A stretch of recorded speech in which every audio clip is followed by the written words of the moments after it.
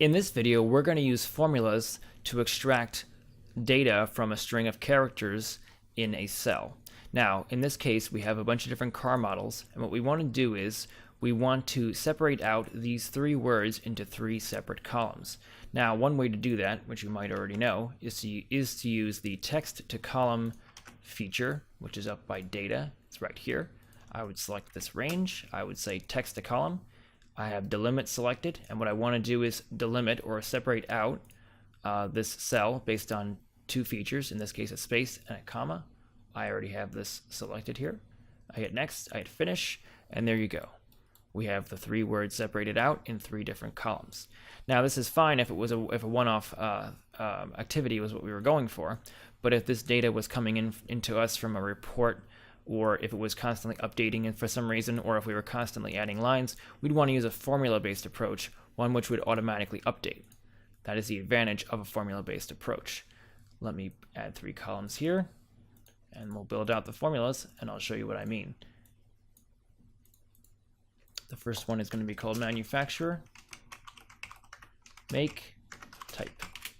Okay, the first formula is going to pull from the left side of this cell. So we're going to say left, and we're going to put in the cell we're talking about, and then we have to indicate the number of characters, the number of letters or numbers that we're pulling out of the left side of this cell.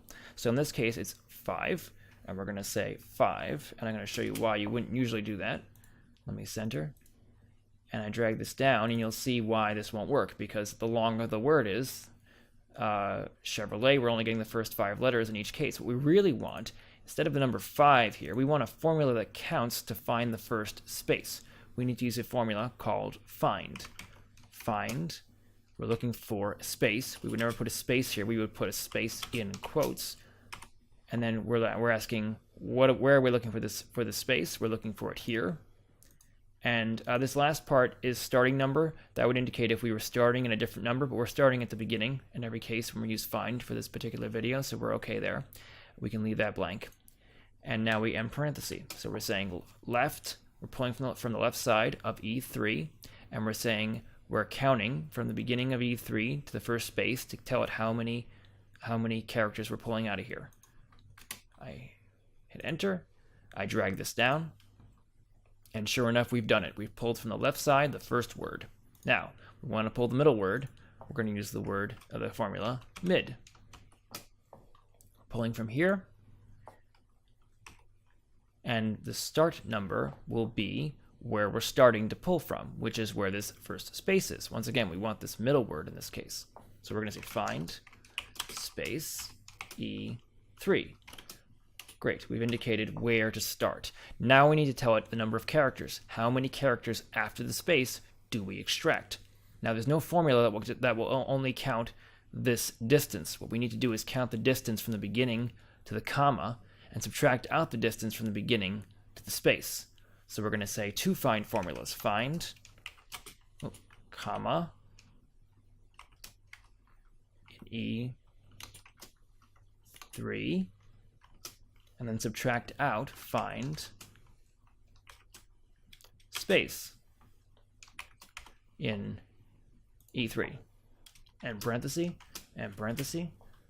and we have done it. We have pulled out the middle word.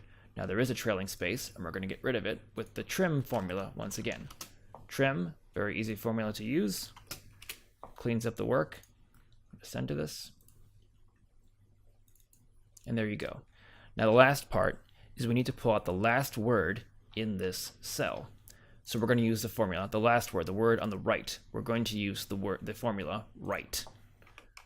Right works just like left. Kind of a silly statement, but it's true in this case. And it's going to pull the number of characters counting from the right. Now, unfortunately, there is no find formula that will count from the right side to the comma or to anything really.